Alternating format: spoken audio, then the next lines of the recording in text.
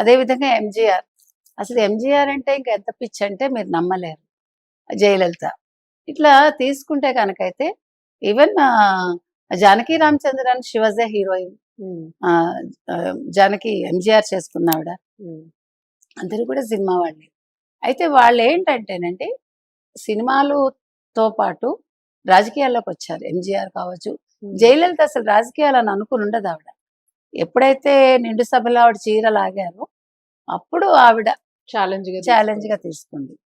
అది ఏమంటారు అన్ఎక్స్పెక్టెడ్ గా జరగటం అంటాం. సో కొన్ని అట్లా జరిగాయి. అప్పట్లో కూడా సినిమాలు ఎంజీఆర్ సినిమాలు ఆపించారంటారు. ఆయన డిఎంకే నుంచి బయటకు వచ్చేసాక ఎంజీఆర్ సినిమా రిలీజ్ కాకుండా ఆపడానికి డిఎంకే ప్రయత్నించింది అని. సో అది ఇవాళ కొత్త కాదు. అయితే ఇవాళ అసలు యాక్చువల్గా సినిమాని రిలీజ్ చేసి ఉండొచ్చు. 27 కట్స్ ఉన్నాయటండి ఆ సినిమాలో ఇవాళ జననాయకంలో. 50 సంభాషణలు బ్లర్ చేస్తున్నట్టు వినిపించకుండా. ఏం మేడం అంటే అంత ప్రీ ప్లాన్ గానే ఉంటారు కదా? అంటే ప్రీ ప్లాన్డ్ అంటే అది అంత ఫుల్ పొలిటికల్ రాజకీయంగా డైలాగ్స్ ఉన్నాయని. తర్వాత అంతా రెడీ అయిపోయాక ఇంకా సెన్సార్ సర్టిఫికెట్ ఇచ్చే సమయంలో ఒక సభ్యుడు రేస్ చేశాట. ఇందులో ఒక రక్షణ గుర్తు వాడారు, ఇది వాడచ్చా వాడకూడదా అని. తర్వాత ఒక డైలాగ్ విషయంలోనూ ఒక అంశం విషయంలో అతను అబ్జెక్ట్ చేశాడని. సరే ఏది ఏమైనా వీళ్ళు కోర్టుకు వెళ్ళారు. జడ్జి కూడా ఇవాళ తీర్పు చెప్తానంది ఆవిడ నిన్న. ఆశ ఆవిడ అనుకుంటా ఆవిడ పేరు. యుఏ సర్టిఫికెట్ ఇచ్చారు. సో మొత్తానికి రిలీజ్ చేసుకోమన్నారు. కానీ జరగాల్సిన డ్యామేజ్ జరిగింది. ఒకటి మీరు అన్నట్టు ఇది చివరి సినిమా అన్నాడు విజయ్. తర్వాత రాజకీయంగా ఎంట్రీ ఇవ్వబోతున్నాడు. తర్వాత ఇవాళ సినిమా టికెట్స్ అన్ని అమ్ముడిపోయాయి. సో ఆన్లైన్ కొనుక్కున్న వాళ్ళకి డబ్బు వాపస్ వస్తుంది, థియేటర్స్ లో కొనుక్కున్న వాళ్ళకి వచ్చి తీసుకోమని చెప్పారు. ఏది ఏమైనా ఈ జననాయకన్ అనేది ఇవాళ రిలీజ్ అయ్యి ఉంటే ప్రొడ్యూసర్స్ కంటే కూడా బయ్యర్స్ నష్టపోతారు ఎక్కువ ఇవాళ. మరి మళ్ళా ఎప్పుడు వీళ్ళు డేట్ అనౌన్స్ చేస్తారో అనేది చూడాలి. సో మొత్తం మీద విజయ్ సినిమా జననాయకన్ ఏదైతే ఉందో, మీకు ఆ సినిమా పేరు ఇట్ సెల్ఫ్ జననాయకుడు తెలుగులో మనకి అంటే నేను జననాయకుడుగా మీతోటి వస్తున్నాను అని ప్రజలకు సందేశం ఇస్తున్నట్టుగా ఉంది. అంటే నేను రాజకీయంగా నేను రాబోతున్నాను, మీరు ఆదరించండి అని ఇండైరెక్ట్ గా సందేశం కూడా ఉంది. సో ఇవన్నీ డిఎంకే భయపడిందా? ఇంకో పక్క చూసుకుంటే మనం ఏఐడిఎంకే పొత్తు కోసం ప్రయత్నించింది, విఫలమైంది.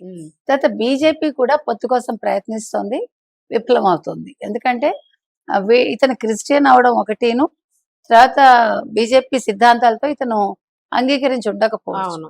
సో అందుకని బీజేపీ హస్తం కూడా ఉందా ఈ సినిమా రిలీజ్ కాకపోవడంలో.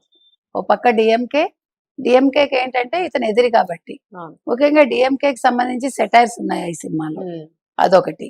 ఇట్లా అన్ని కోణాల్లోనూ ఎవరికి వాళ్ళు ఈ సినిమా రాకుండా అడ్డుకున్నారా. ఇప్పుడు మరి విజయ్ ఏఐడిఎంకేతో బీజేపీతో పొత్తుకు అంగీకరిస్తాడా, కూటమిగా ఏర్పడి డిఎంకేని దించడానికి ప్రయత్నిస్తారా, ఇది కూడా చూడాలి. ఏది క్వశ్చన్స్ ఉన్నాయి, ఎన్ని చాలా ఉన్నాయి. అంటే ఒక సినిమా ఇన్ని ప్రశ్నలు, ఒక సినిమా ఇంతమంది ఆస్పిరేషన్స్, ఇవన్నీ కలగలిపి ఉంది సినిమా.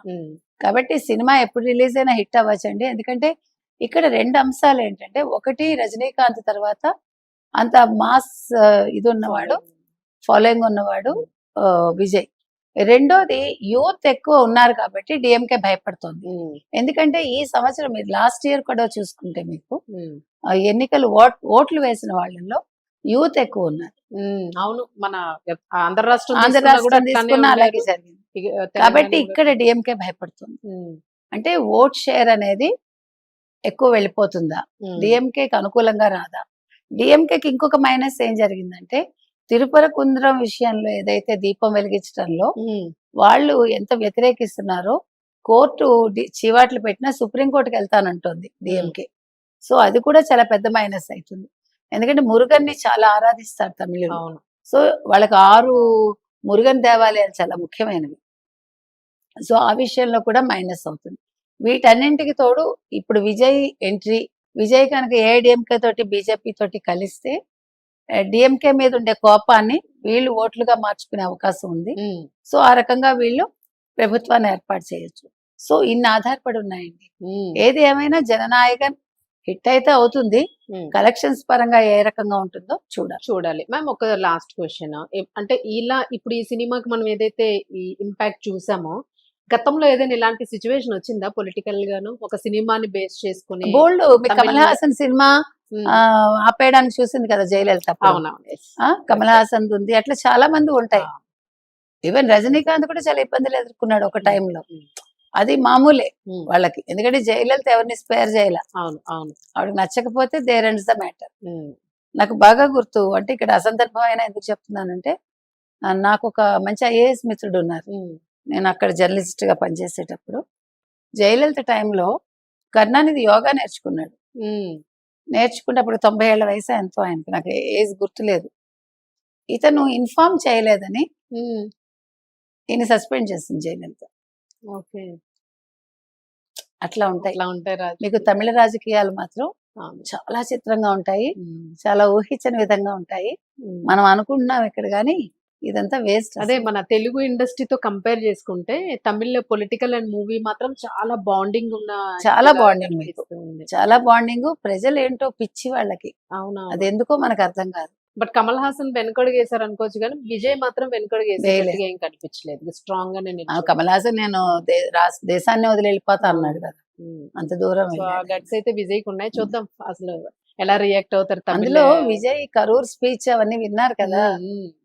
ఆడుకున్నాడు స్టాలిన్ ని. అవును. అది స్టాలిన్ భరించ